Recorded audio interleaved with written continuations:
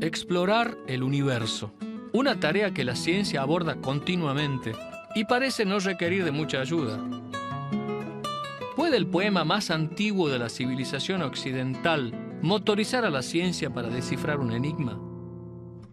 ¿Qué tienen en común Galileo, el Dante, la Ilíada y la inevitable dirección en la que fluye el tiempo? Ciencia y poesía, juntas en el camino que busca las respuestas ocultas del universo.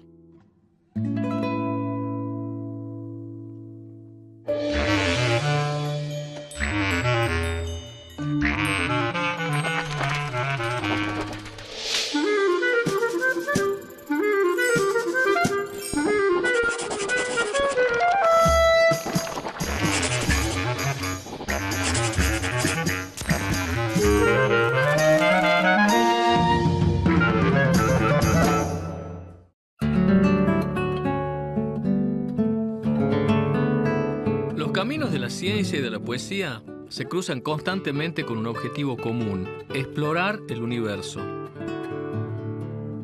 Y no solo las une un objetivo común, sino que ciencia y poesía tienen una relación de contraprestaciones. A veces la poesía va al rescate de la ciencia y luego la ciencia devuelve favores, como buenos amigos. Pero si yo les dijera que había que darle el Nobel de Física a un poeta, ¿qué opinarían?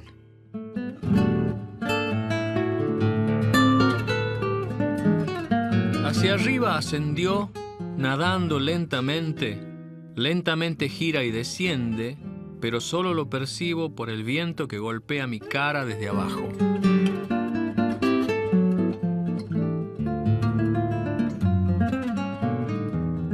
En este fragmento de la Divina Comedia, escrita a principios de 1300, Dante Alighieri se anticipa por 300 años a un descubrimiento del padre de la física moderna, Galileo Galilei. Ambos, curiosamente, advierten que el movimiento uniforme y el reposo son equivalentes. Esa sería la primera gran unificación de la física. Cuando Dante dice, gira y desciende, pero solo lo percibo por el viento que golpea mi cara desde abajo, lo que hace es presentar lo que desde el punto de vista físico se conoce como invariancia galileana. Esto es, que la diferencia entre estar quieto y el movimiento constante solo se percibe por efecto del viento.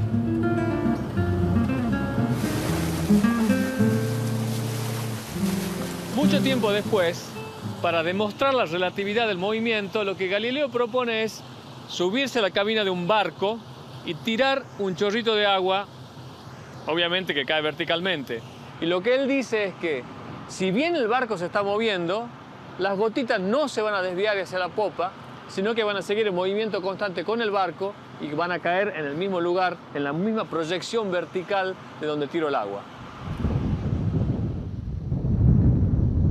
El experimento de Galileo es muy sencillo. Yo estoy en un barco que se mueve a velocidad constante. Entonces tiro un chorrito de agua y cae en la perfecta proyección vertical del chorrito hacia el recipiente. Es un experimento muy sencillo, pero que contiene un principio universal, y es que las leyes de la física son las mismas si estoy en un sistema en reposo o un sistema en movimiento constante. Es decir, en el barco ahora yo me doy cuenta que está moviendo porque miro el paisaje, pero si el barco se estuviera moviendo a velocidad constante y cierro las ventanas, es imposible saber si se está moviendo o no. Los sistemas que se mueven a velocidad constante se llaman inerciales, y las leyes de la física son invariantes, son las mismas en todos sistemas inerciales. Y este experimento sencillo lo ilustra.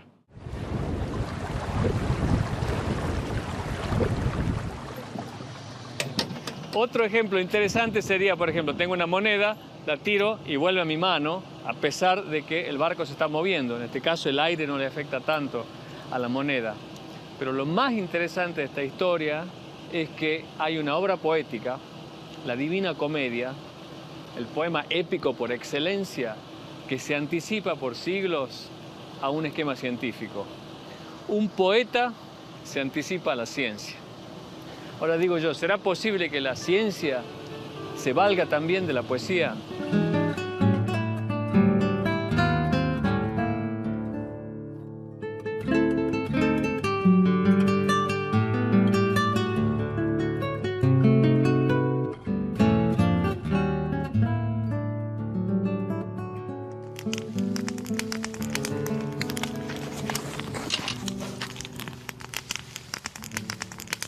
Yo creo que la ciencia acude a la poesía más a menudo de lo que uno cree. ¿Y por qué? Porque el lenguaje es un conjunto muy reducido de símbolos y el universo es mucho más rico como para poder ser representado con un conjunto limitado de símbolos.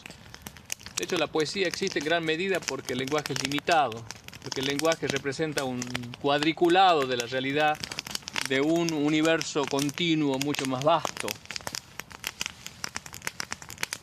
Una de las grandes metáforas de científicos es del gran Galileo Galilei, de nuestro artista de la ciencia preferido.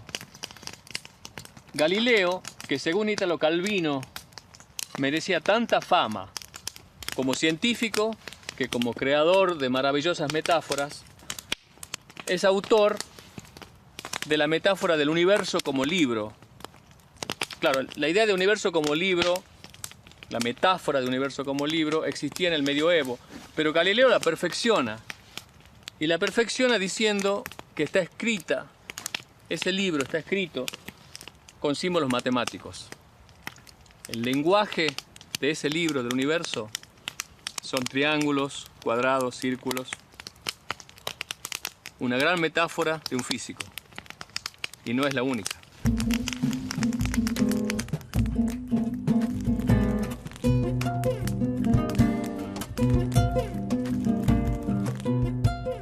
Sabemos que el pasado, el presente y el porvenir ya están, minucia por minucia, en la profética memoria de Dios. Lo extraño es que los hombres puedan mirar indefinidamente hacia atrás, pero no hacia adelante. Filosóficamente, la memoria no es menos prodigiosa que la adivinación del futuro. El día de mañana está más cerca de nosotros que la travesía del Mar Rojo por los hebreos, que sin embargo recordamos. La idea de volver el tiempo atrás no solo ronda por la cabeza de compositores románticos de corazones rotos o de directores de cine fantástico. El transcurso del tiempo y la posibilidad de modificarlo ha desvelado a los científicos durante siglos. Uno podría pensar que la poesía es el ámbito propicio para invertir la dirección en la que discurre el tiempo. Sin embargo, es la metáfora de un científico la que enuncia por primera vez la imposibilidad de ir para atrás. La metáfora de la flecha del tiempo, de Arthur Eddington. Antes veamos qué pasa si tiro una bola contra las paredes de la mesa. Si ustedes pueden ver que la bola sale de mi mano, están en condiciones de distinguir el pasado del futuro. Si les muestro la imagen de una sola bola, es imposible saber cuál es el antes y cuál es el después, a menos que la bola se frene, claro. Pero si les muestro las imágenes antes de que se frene, no es posible saber cuál es el pasado y cuál es el futuro. La cosa cambia si golpeo muchas bolas al mismo tiempo.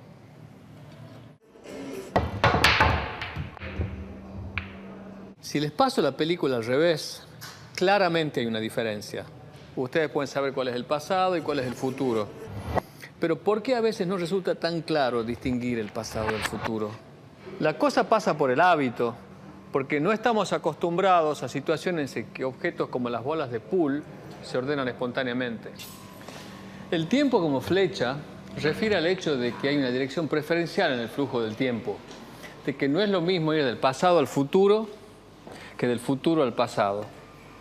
Y esto es irreversible, algo que parece obvio, pero no lo es tanto porque las leyes de la mecánica, las que describen el movimiento de las partículas, no distinguen entre el pasado y el futuro. Las leyes de Newton no saben de la flecha del tiempo. Es tan grande la tentación del hombre por modificar esa asimetría entre un pasado inmodificable y un futuro incierto, que casi 50 años después de que Eddington presentara esa metáfora de la flecha del tiempo, en 1970, Jorge Luis Borges se seguía preguntando por qué es posible ver hacia el pasado y no el futuro. El informe de Brody. Y ya que quedó poéticamente claro que la dirección del tiempo es irreversible, no nos detengamos, porque es el momento de ir a ver a la ciencia en auxilio de la poesía. Pienso en otros caminos de unión entre la poesía y la matemática. Ambas son profundamente creativas y los hombres que se dedican a ellas se dejan llevar por la pasión. Pablo Amster es matemático y sabe que lo suyo tiene mucho que ver con el arte. Soy Pi, lema y razón ingeniosa, de hombre sabio que serie preciosa, valorando anunció magistral. Con mi ley singular bien medido, el grande orbe por fin reducido, fue al sistema ordinario cabal. Este poema está dedicado al número pi. Fue escrito por un colombiano que se llama Rafael Nieto. Está construido de acuerdo a los dígitos que aparecen en el desarrollo decimal de pi. A ver, ¿cómo sería? Ves acá la primera palabra que es soy, que tiene 3 letras. Después viene pi, que es una letra griega. Después viene lema, que tiene 4. Después i, que tiene 1. Y así uno va escribiendo una a una cada una de las cifras del desarrollo decimal de pi. Después viene razón, que tiene 5, ingeniosa, que tiene 9, y así queda el desarrollo del número pi. Y ese no es el único ejemplo. También existen otros poemas llamados fibs, porque justamente están basados en la sucesión de Fibonacci, que es esa famosa sucesión que se construye de acuerdo a una regla que es la siguiente. Cada término es la suma de los 2 términos anteriores. Sí. El primero es 1, después 1, después viene 2, porque es 1 más 1, después 3, que es 1 más 2, 5, etc. Estos poemas se llaman fibs y en estos poemas cada verso tiene un número de sílabas que es un número de Fibonacci. A ver, déjame que pruebe uno. Adelante.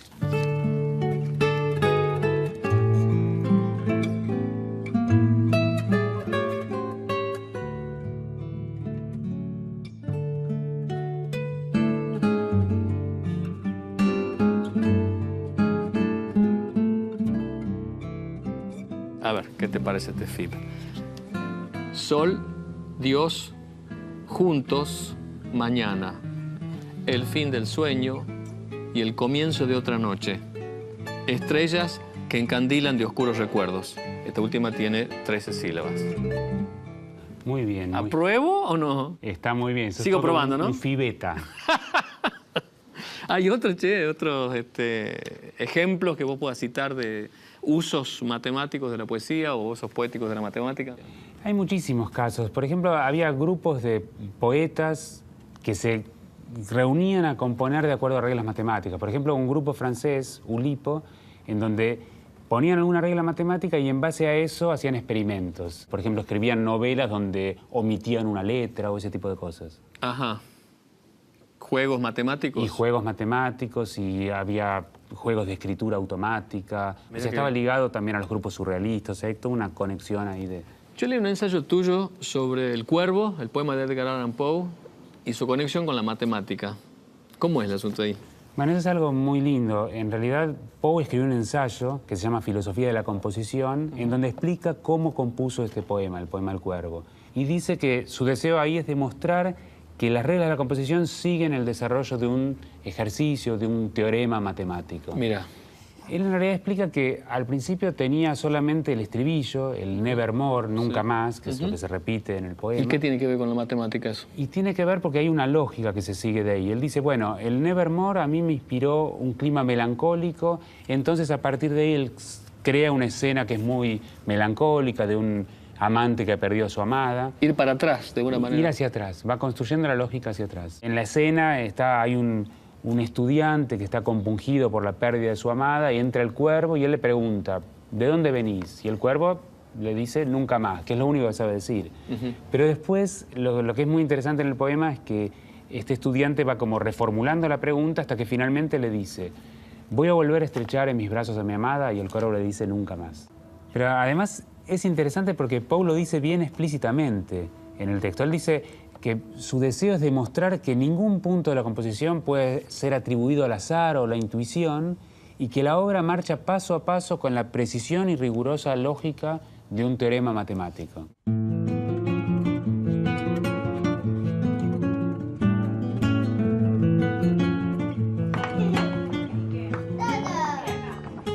En la metáfora de Galileo, el libro del universo está escrito con triángulos y otras formas geométricas.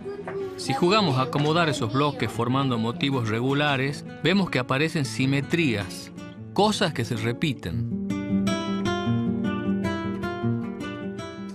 Chicos, a ver qué les parece el siguiente juego. Una modificación de jugar con los bloques. En vez de bloques, les voy a dar palabras. Y ustedes las van a acomodar más o menos como si fuesen bloques, pero armando una al lado de la otra. Pisos. Como pisos, muy bien, como pisos pero hechos de palabra en vez de bloques. Yo te voy a traer unas cuantas para cada uno y voy a sacar los bloques para que no les molesten en la... ¿Cómo? Claro, pisos de palabritas. A ver, ¿qué sale? ¿Cómo esto? Uy, qué bueno. Está al revés esta. Qué bueno. Bueno, chicos, ¿nos vamos un ratito al patio? ¿Quieren? Ordenamos las sillitas, vos si querés algo te podés quedar. ¿Me puedo quedar? No hay ningún problema. Bueno. Hacemos un tren. Chao, Albert, nos vamos. Chao, chicos. Uno atrás del otro. Yo me quedo a jugar con los- al patio a jugar. Comienzan hoy horas. Abiertos de alegría, queremos el centro. Hacemos juegos. Podría ser, ¿no? A ver qué pusieron los chicos. Llega ciencia, papá, regreso. Con encuentro, haciendo guarda, sueños, nueva, desayuno. Algo hay. Y el último jugarán visitas y juntos gente, nuestro 3, todos mundos, ganó. Por un lado hay una búsqueda azarosa de ubicaciones de palabras, pero por otro lado también hay una búsqueda de simetrías, de motivos visuales que se repiten. Por ejemplo, si uno tiene un cubo que se repitió 3 veces en cierto lugar, podría decir, bueno, eso es análogo a la rima. Y así como está ese tipo de simetría, hay otras simetrías que son muy importantes en la física y que aparecen corporizadas en la poesía. Por ejemplo, supongamos que le muestro la figura del Taj Mahal. Este lindísimo edificio tiene una línea de simetría bilateral. ¿Qué quiere decir eso? Que si yo pongo un espejo vertical coincidente con esa línea, la imagen izquierda es la réplica de la derecha y el edificio es idéntico al edificio sin el espejo.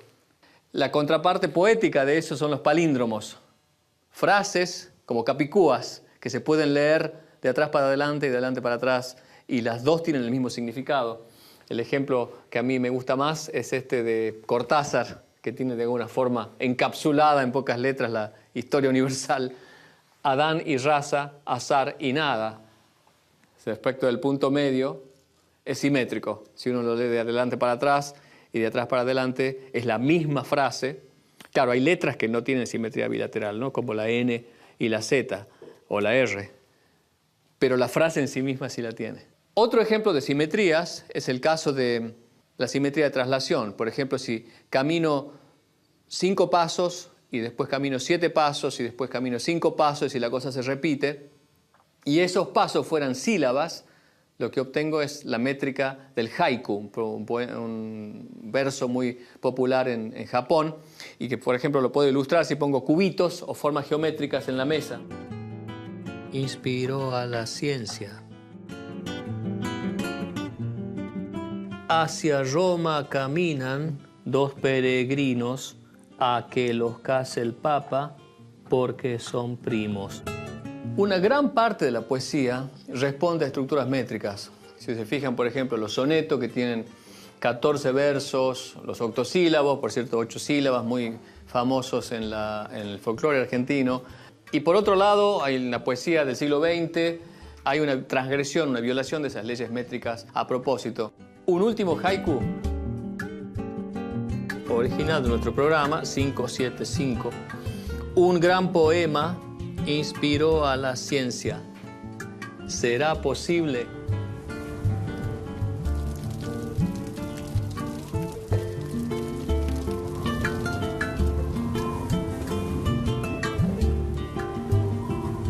Ahora me armaré, pero temo que en el entretanto penetren las moscas por las heridas que el bronce causó al esforzado hijo de Menetio, engendren gusanos, desfiguren el cuerpo, pues le falta la vida, y corrompan todo el cadáver. Este fragmento de la Ilíada, el poema épico en el que Homero describe el último año de la guerra de Troya, inspiró a Francesco Redi, un médico de la corte de los Medici, para desterrar la idea de la generación espontánea de Aristóteles. el poema más importante de la literatura occidental inspiró a la ciencia. El libro 19 de la Ilíada cuenta que Tetis, madre de Aquiles, cubre el cadáver de Patroclo para protegerlo de los gusanos y las moscas que corrompen los cuerpos de los hombres muertos en batalla.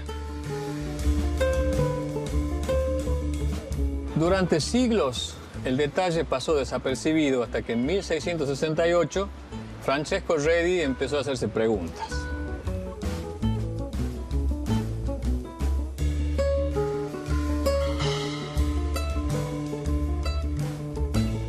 Francesco Redi, que además de científico era poeta y aficionado a la lectura, se preguntó por qué había que cubrir al cadáver para evitar que se descomponga.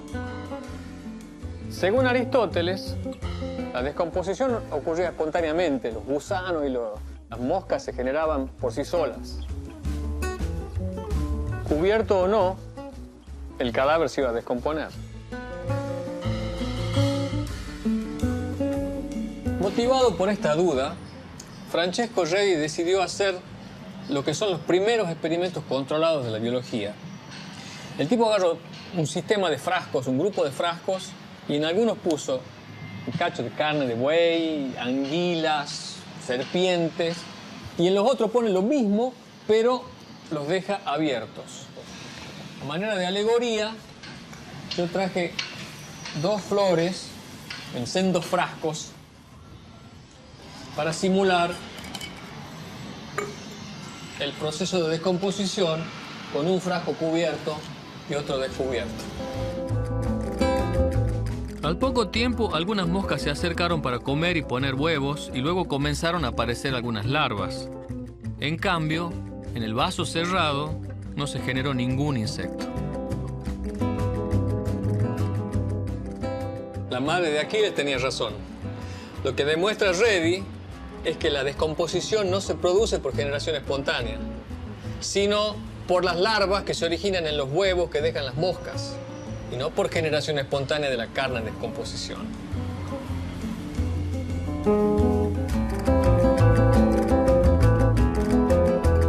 El trabajo de Redi es un verdadero descubrimiento científico inspirado en un poema, y no en uno cualquiera, el más importante de la literatura occidental.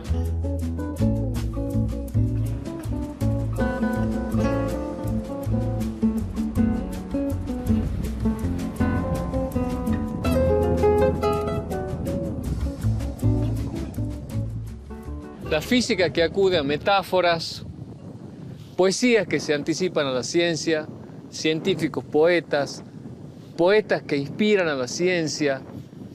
Yo creo que la relación entre ciencia y poesía la vemos mucho más claro ahora. Y esa empatía tiene para mí un motivo inabarcable y simple, y es que las dos se ocupan de los misterios del mundo. Y en esa búsqueda común se cruzan muchas veces en el camino.